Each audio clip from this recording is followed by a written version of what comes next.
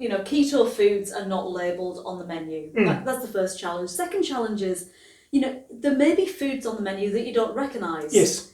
So often you go to, especially, you were talking high-end restaurants, if you go for a fancy dinner or even go to a wedding... Where they have hors d'oeuvres and things like that. Oh, things like that, exactly. Yes. Canapés and, fancy stuff. Or the chef's selection. Yes. You quite often go to a restaurant and it might be one of those, parties or closed groups, functions where the chef just turns up on it, he's going to create. Yes. So there may be things that you actually don't know what they are. There may be things that you're given. There might be that surprise menu. Those are all quite difficult if you are watching, what you eat and trying to control, your macros. Big temptation.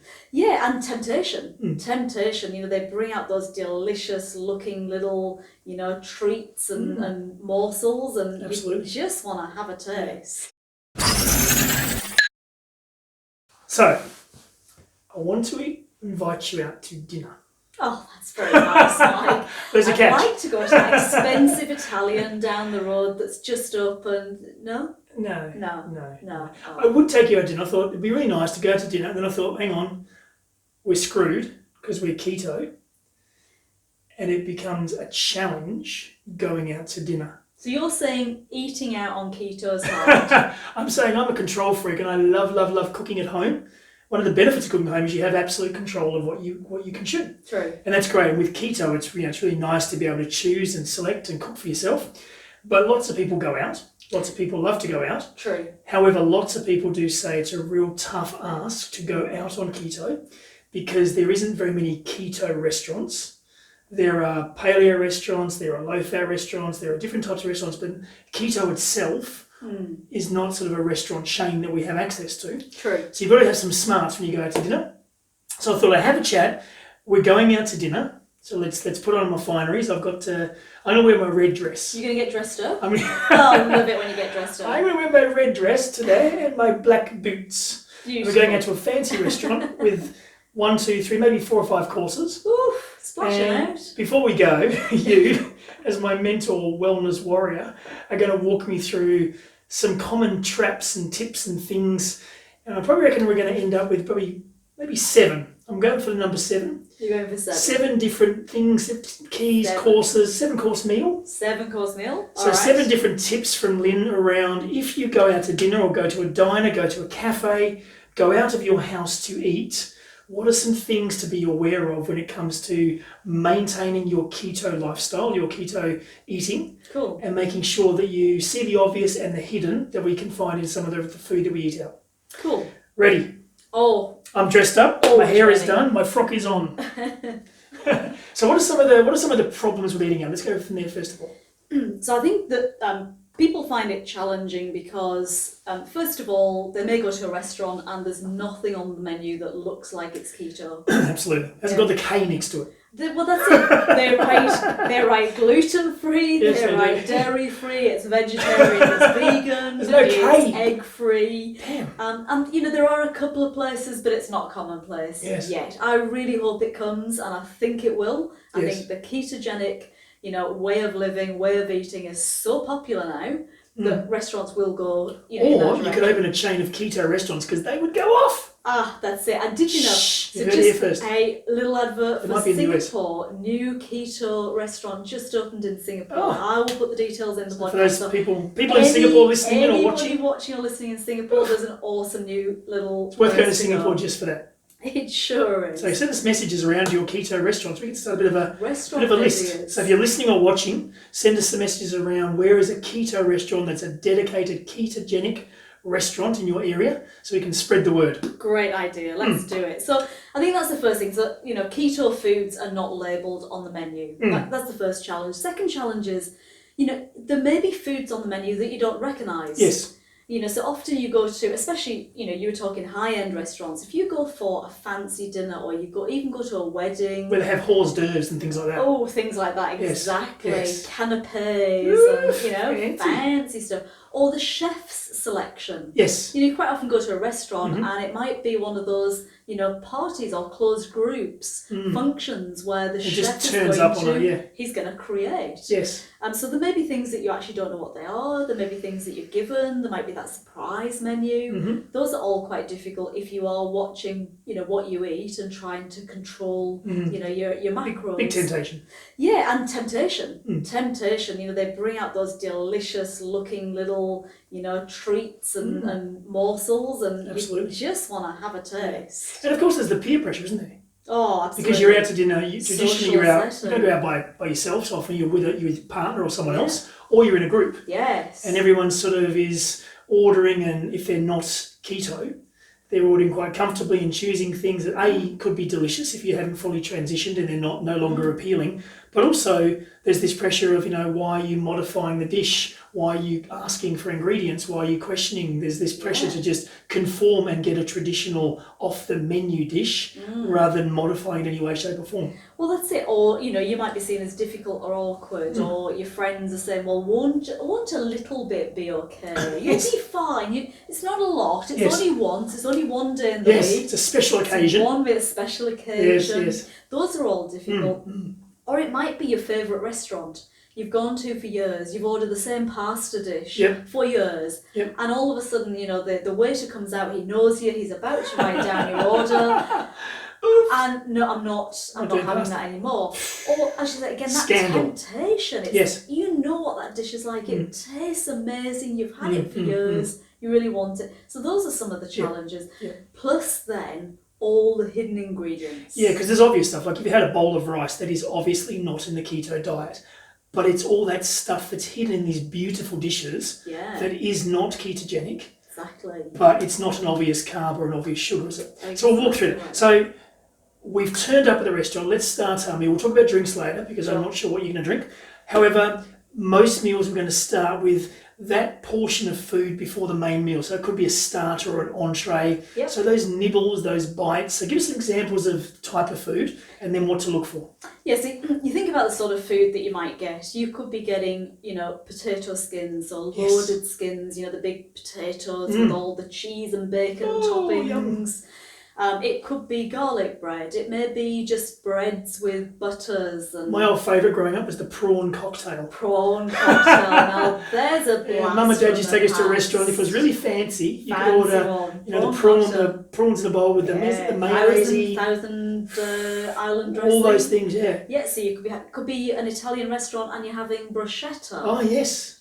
So it could be, if it's an Asian restaurant, it could be some kind of dumpling or dim sum, or again, something like a spring roll.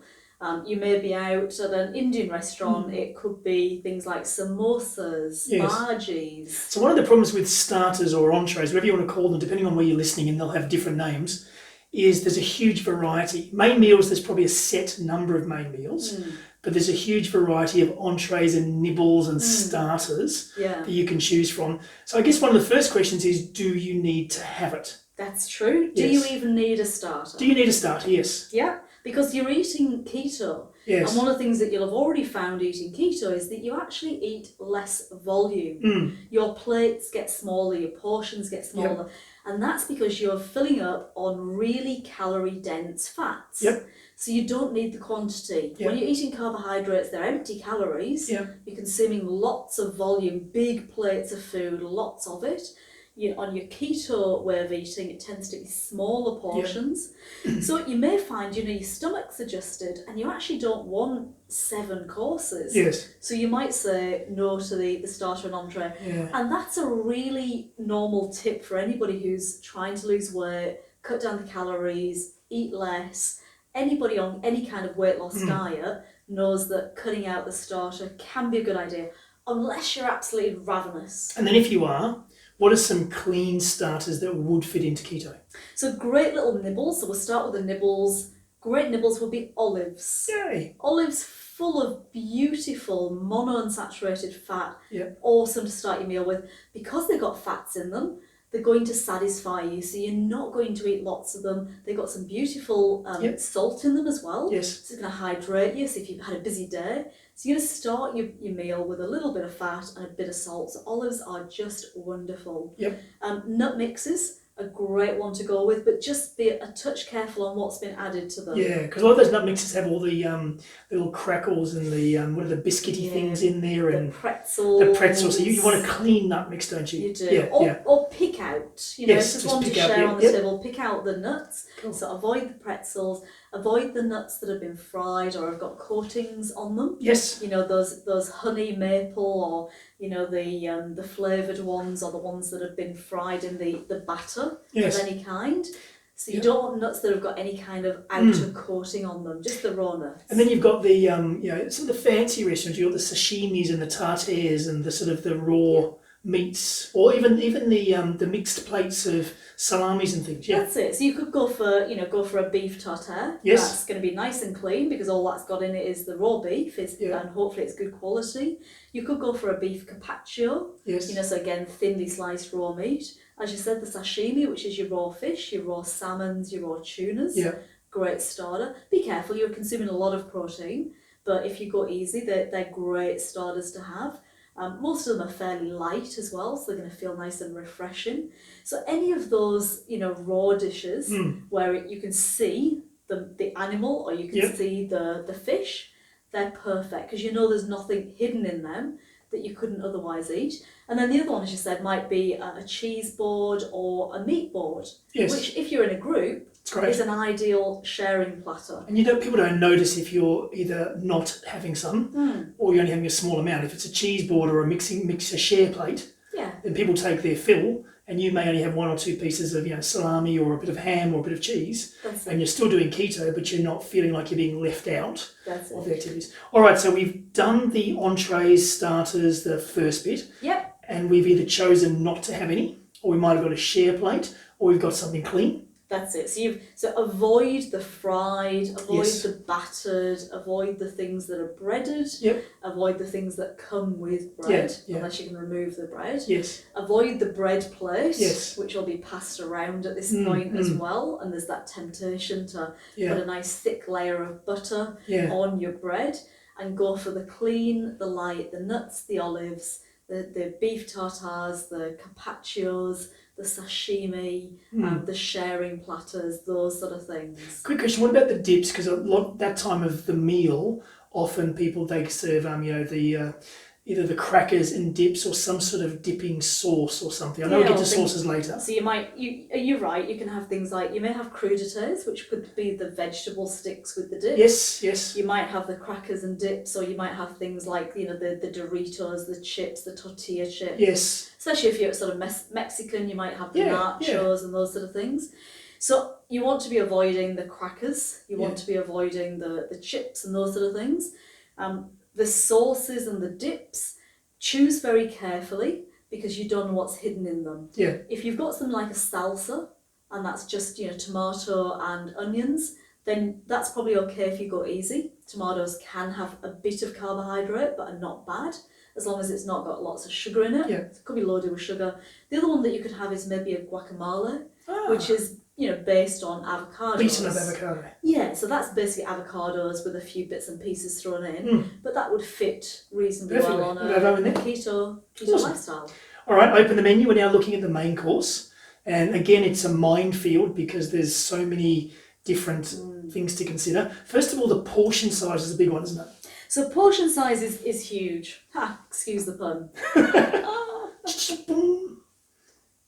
One of the biggest issues that people face when they're in restaurants is that the plates are big and the portions are big. And the reason for that is over the last 20 years, we've been expecting bigger and bigger portions, more and more value, larger cuts of meat.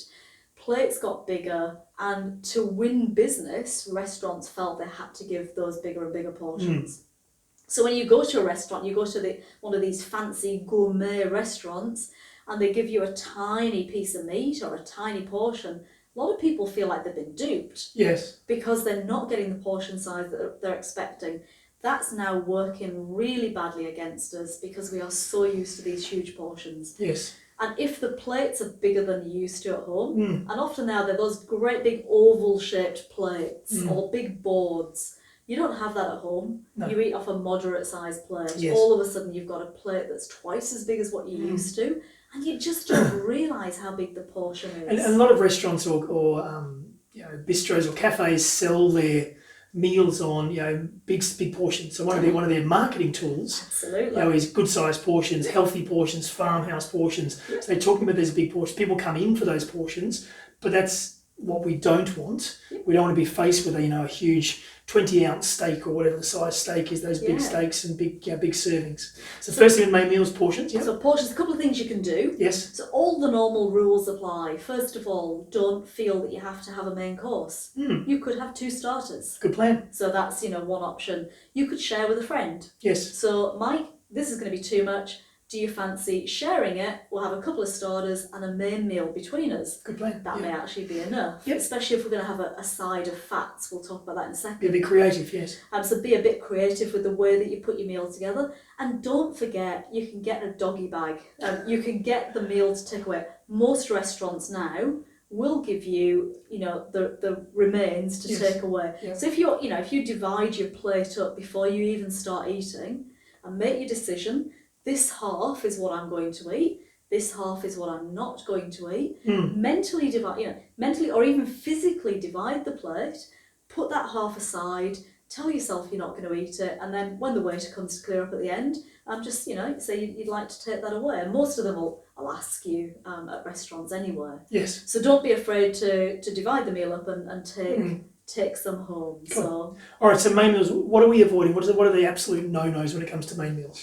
So you want to be really, really careful with anything, again, that has got rice, pasta, pizza, it's on bread, it comes breaded, it's been fried, it's crumbed, it's got batter. Which is about 80% of some of the menus in some cafes or pubs or bistros. Yeah. It is. And you've got to be a bit careful with the marinades, the sauces, things that have been put into the dish. Stews, not that common, but still anything that comes in a gravy, in a sauce, you just don't know what's inside it. Okay, so come the other way then, because we can look at all those items and say they're not keto friendly. So if I then am looking to choose, I've got my menu open, what am I going to be looking towards to make it keto friendly? Where would I go?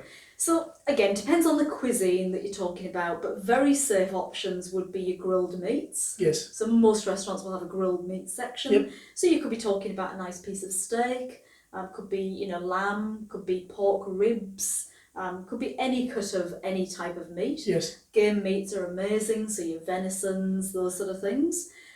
Could be chicken, so something like a roast chicken. Yep. And then on the ocean side, any kind of fish and seafood. Good. Great choices. Beautiful piece of grilled salmon, nice piece of tuna. So all grilled, not deep fried. So you want to grill so you avoid the crumbs, avoid the bread. That's it. Yes. So go for the barbecued meat, grilled meats. Good.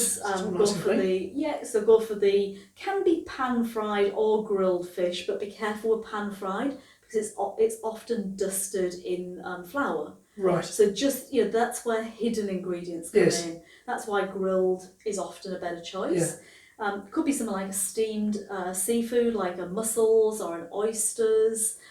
Could be something like squid, octopus. Any of those sort of the shellfish and the fish. They're all great choices. Okay. Especially where you can get them without anything added in. Cool. And if you do, we'll talk about sauce in a minute, but if you do sauce, you want it on the side. So it's not poured all over the meat, so that's it. You've got control, yeah? Yeah.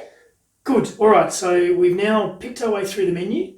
And it's okay to ask, isn't it? It's okay to ask because the wait staff or the staff or the chef even, at a lot of these places, they're very comfortable and often they really appreciate someone who has an interest in food and says, look, I'm on a keto diet or I'm eating keto, so can you explain to me what's in this sauce? Or can you explain to me, is this particular meat dusted with flour? Or what's in the crumbs? So you can actually really have those conversations. Sometimes the wait staff aren't the best people to talk to, but you can have the kitchen staff come out and help you out. They're quite comfortable doing that, aren't they? You can, and make it very clear. You're not being awkward, you're not being difficult. You're really keen to enjoy your meal. Yes. And everybody wants you to enjoy the meal. At the end of the day, the front of house staff, the manager of the restaurant, the chef, they all want you to walk away having had a great experience. Yep.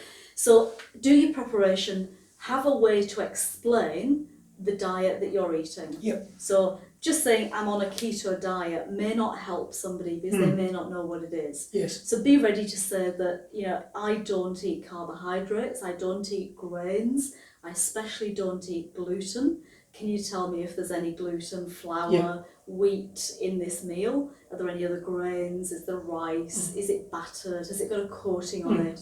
So have the questions ready, just to tease out how it's cooked. And be confident with that, because it's okay to ask. Some people are a bit uncomfortable, they don't want to ask, but it's actually okay. If you had a gluten allergy or if you were celiac, you would be very comfortable saying, I have an eating disorder and I need to know. And with keto, it's okay to say, look, I don't eat carbohydrates. Where are they? So that leads us into sauces, because sauces are in that hidden category, aren't they? Everything comes with sauces. And what's the problem with the sauces? So the sauce is where everything bad everything hides. Hidden. So bearing in mind where sauces, you know, originally came from, marinades and sauces often come from foods that are not good quality. Yes. So if you're eating at a restaurant and, you know, they want to hide something, the piece of steak isn't that good, the quality of the meat's not very good. Think about stews and curries and things that are cooked for a long time. It's often hiding lesser cuts of meat. So it means that in that sauce they will put anything and everything to give flavour. Yes. So you've got some good quality ingredients, but you've got some absolute devil's food. Yes. Sugar. Most sauces have got sugar in them somewhere, or a sweetener. They'll have a thickener, because it's not very often that you get a sauce that thickens on its own. Yes. So whether it's cornstarch or wheat flour, or even, you know, God forbid, you know, monosodium glutamate, MSG, you've got some horrendous things that get put in sauces. Yeah. Or even some of the things like guar gum. It's okay, but it may not actually sit well with you. So you've got two things. One is the foods that are not allowed on the keto plan. Yeah. The second are the foods that just may not agree with you. So be careful of sauces.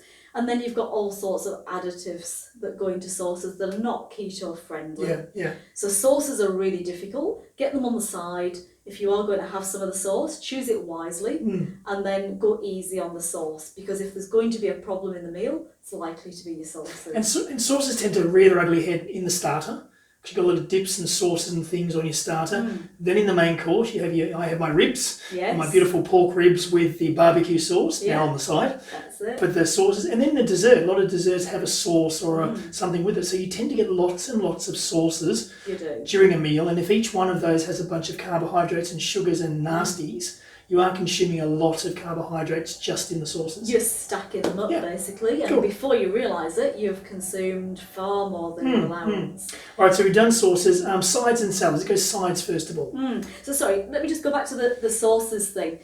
Do bear in mind that if you're looking for something to go with your meal, you can put butter onto your meal. So you can ask for a portion of butter, or if there's been bread on the table, there will be butter. You can ask for olive oil. So a beautiful olive oil will go well on a lot of meals. You know, it'll go on your veggies. It'll go with your meat. You can also ask for things like a piece of cheese. You know, a nice piece of blue cheese will go on a steak and flavour it wonderfully. So there are things like that you can bring into your meal. Perfectly keto. To replace your sauces. Just watch out for the tomato sauces. Watch out for things like the what's the one I'm thinking of? The barbecue sauces. Barbecue. Sugar sauce. There's sugar sauce, And watch out for things like gravy. Yes. Gravy contains a lot of thickener. So, you know, watch out for all of those, because they are pretty bad. And if you do have sauce, always have it on the side. Always. So you've got control, because you don't know how much it goes on. I know we used to order pork ribs, and you'd probably have a cup of sauce spread down the ribs. And by the time you've eaten a huge amount of sauce. Or if it's on the side, you tend to have a mouthful and you have a small dip in the sauce if you're using it. But you've got control. You can choose to have the sauce or not. But you're in charge of that. Exactly. All right, sides. What are some of the traditional sides that we have, and then what are some of the good options? Yeah, so there's probably two sides to this. Two sides. Excuse our puns galore You're out of control. today. It's going to be a great meal tonight. That's right. We've got salads and we've got sides. So I'll deal with the two of those first. Maybe go salads first. Salads first? Yep. So a lot of people will have a salad with their meal either before their main course, of course, yes, or with their main course. So salads are a great option because there's very little in a basic green salad. You're going to get some nice green leafy vegetables. This is the garden salad. This is your garden salad. So it's just spinach, maybe a bit of lettuce, tomato, cucumber. So something like, cucumber, lettuce, rucola, those type of things are all fine. Spinach, all fine. Just watch what's been added. Not everything's going to be keto friendly. So a few examples of what to watch out for. Beets. So beets and beetroot, very high in carbohydrate and sugar. Watch out for those. Watch out for some of the below ground veggies that get added into salads, like carrots. Quite often you get carrots grated into salads, which gives it colour. And it bulks the salad out, so that's why restaurants do it. And it's cheap. But it's not great. So just watch out for what's on there, but if it's just your basic leafy salad, then all good. And then be careful of, again, dressings. Yes. Dressings, again, just like sauces, have got all those horrendous ingredients. They've got the refined vegetable oils, they've got the sugars, they've got the thickeners, they've got the additives and the preservatives in there. So lots of nasties in. And simple things like in a Caesar salad, you've got croutons. Croutons, so they're just hidden in there. There's your bread. You can easily have a Caesar salad thinking you're doing the right thing. That's it. Because it's got the cheese, a bit of bacon, it's yummy. Yeah. There's the sauce which goes in there, which may not be keto friendly, and then there's the croutons. That's it. So you can blow your carbs quite easily there. It is. So, something like Caesar salad, bacon's great. If you've got chicken on it, that's also fine. Your basic leaves are all good in the Caesar salad. Go easy on the dressing and hold the croutons. Hold the croutons. Good. All right, sides. Sides. So sides are basically anything that you can order beside your piece of meat, fish, or whatever your main course is. Yeah. And these can range from anything, a portion of rice, pasta, fries, chips, nachos, loaded skins. So again, we're starting off with all those starches. And the nasties. Almost every restaurant will say to you, alongside your main course, you get two sides. Would you like the fries and the potatoes? Or would you like the potatoes and the carrots? So you're being offered a lot of starchy food. Yeah. So again, hold on the potatoes, hold on the rice, hold on the pasta, anything nachos, corn chips, hold on all those. What you can have, and great additions, would be the nice leafy vegetables or the cruciferous vegetables.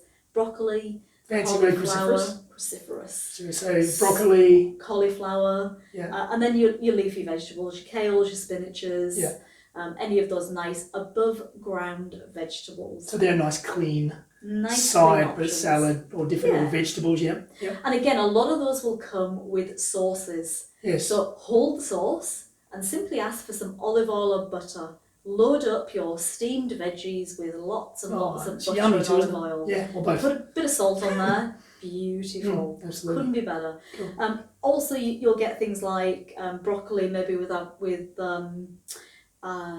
almonds. Losing all my words today. Yeah, almonds. So that's a lovely little side. You've got a bit of fat, and you've got the broccoli, and again some more olive oil on that. And the other amazing keto side, not to forget, is avocado. Avocado, the golden fruit. Avocado. Yes. So I think 80 to 90% of restaurants that I go to, and I travel a lot, so I do eat out a lot. When I ask for an avocado, they'll always be able to rustle up an avocado. Slice it up, pop it on a plate. It's a great side. Nice. There you go. Lots of fat, lots of nutrient. So perfect. All right, we are down to desserts. Dessert. So one of the first things is, I guess, like starters, do you need to have a dessert? What's the major challenge? I know what the answer is, but from your perspective, what's the major challenge with having desserts when it comes to your taste buds? So I think there's a couple of challenges with desserts. I'll talk about your taste buds in a second, but if you've just started on keto, yes, and you are used to eating dessert and you've got a favourite dessert, then what's in dessert? Sugar, sweeteners, and if it's something like an apple pie or anything with a crust or a pastry, it's got gluten and wheat and it's got all the evil. So you've literally got all of your evil foods, and it's probably got your trans fats and your refined vegetable oils and all the bad fats in it as well. So it is like a quadruple dose of all the bad things on keto. Yeah. The challenge as well, if you've been on keto a bit longer, is your palate's probably changed. Yes. And you may not enjoy the sweet food that you used to. So you may order your favourite dessert and then be quite disappointed with it. And what a shame to end your meal on a bad note. You've had this wonderful, delicious meal, you've kept it keto, you've decided to treat yourself, you take a mouthful, and it's just not the same as what it always was. So get creative at dessert. Think about, as you said, do you really need a dessert? Yes. You probably don't. You're probably fairly full at this point, especially if it is the 7-course meal or you've had the big portion. You've probably already had a lot of protein as well, don't forget, because if you think about that meal with, perhaps a meat type of starter, a sharing plate, a steak for your main course with some sides, you've had a fair chunk of protein there. Absolutely. So you really don't want to have too much more at that point. But if you want something, then the sort of things to go for might be a cheese board. Okay, great. So a nice cheese platter, a nice piece of cheese would be a great finish because that will balance all of that protein. So you're having a bit more fat. Hold the crackers. And there's a few extra things just watch out for. When you have a cheese board, it often comes with dried fruit. Ah, yes. Dried fruit is just like eating pure sugar. So watch out for the dried fruit. Definitely hold the crackers. And they often put those little yummy candied fruit pieces in. They do. They're terrible because they're just so easy to to pick up and eat. Yep. Or they might have chutneys and again, jellies full of sugar. Full of sugar. Yeah. So you basically want to have the nice piece of cheese and enjoy the piece of cheese, but hold everything else. Yep, absolutely. You could also just have a nice black coffee at that point, an espresso. Yep. So you're still joining in with the group. Still joining in with the group. But you're doing your own thing. And if you're really lucky, they may even have some dark chocolate. 100% cacao dark chocolate. You just never know. You never know. Because often chefs will cook, will cook desserts with a little bit of dark chocolate. Yes. So you may just find they'll have something out back for you. Excellent. All right, we've done the food now. When we're out tonight, it's going to come to drinks.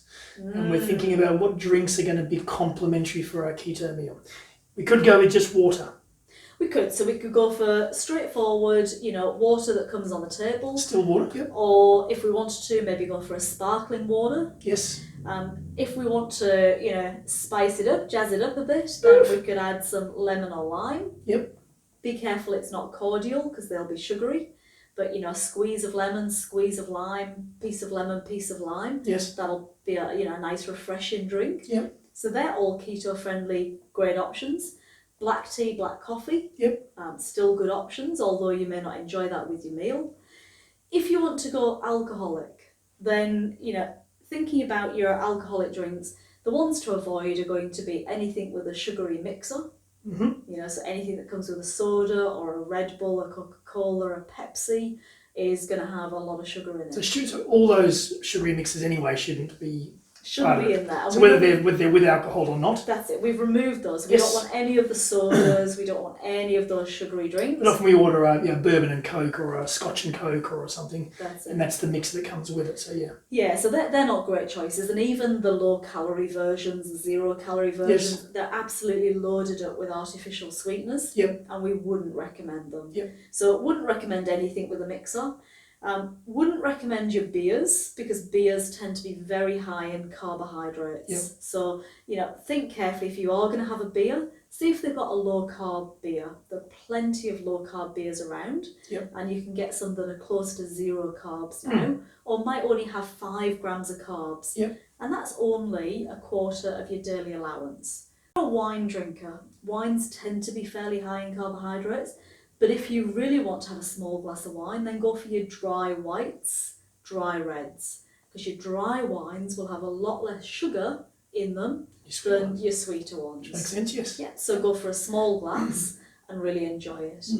If you really want to keep the carbs down, then you'd be better going for something like a vodka. Maybe a vodka with water, vodka soda, vodka with lime and sparkling water. So the white spirits. The clear spirits. Clear spirits, sorry, not white. Yeah. Clear spirits. So clear vodka, spirits. gin. Vodka and gin. Tequila. Good options. Tequila's a good, fairly good keto option. Yeah. The ones that you don't really want to be having are things like, your whiskies, your bourbons, your cognacs. Your darker. They tend to have, a lot of them tend to have more sugars in them. Yes. And you definitely don't want to be going for things like the Baileys and the liqueurs. The ports and the stickies and those sort of... All those liqueurs and the after dinner drinks, yes. They tend to be fairly high in the carbs. Yeah. So, choose wisely. Yep. There's a whole range there, from a beer, low carb beer, to a small dry wine, through to a pure spirit like a vodka, but holding back on the bourbons, the liqueurs, and those sort of things. Excellent. So some great advice there. Now, one of the other tips we have, because there's a lot of, for a lot of people, this sounds quite daunting. So these days with most restaurants, you can jump online and have a look at their menu. So before you go out to dinner, you can spend a bit of time, jump on, have a look at what they've got, and actually plan. So before you get to the restaurant, the cafe, the diner, you know exactly what courses you're going to have. You know what questions you're going to ask. You've almost planned it out so you don't feel uncomfortable, or when the waiter or waitress is standing there saying, what's your order? You're not sort of putting pressure on yourself. So prepare so that you know what you're going to order. Do a little bit of research and enjoy the meal. Exactly right. If you have a look at menus, you can see what's your best choice. Maybe have a second and third choice in mind, just in case they don't have what you'd like to eat. Absolutely. You can also do things like look at portion size. Good. Is it a 300-gram steak? Is it a 600-gram T-bone? So you can already have a think in advance. Well, if I get a 300-gram steak, that's going to have about 6 ounces of protein. Where does that fit in my daily allowance? Yes. You can have a look at the side orders. What sort of sides do they have? So you can choose. I can choose some low carb sides there. And you can have a look at those difficult starters and see if there's any of the starters that are going to work for you. And especially if it's a restaurant where it's a cuisine that you don't know. Yeah, you can do some research. You can do some research on what those dishes are, what those names mean. Yes, absolutely. Yeah. So you go in there with your knowledge. And you feel a bit fancy when someone says ceviche and you go, I know what that is, because you've done your research. Exactly right. So go easy on yourself, do your preparation, and you'll walk in feeling a lot more comfortable making your choice. All right, so I was going to cook, but tonight we dine in style with new knowledge. Awesome. People say it's hard eating out on keto, but following our 7 simple steps, you'll dine like a king. It's exciting.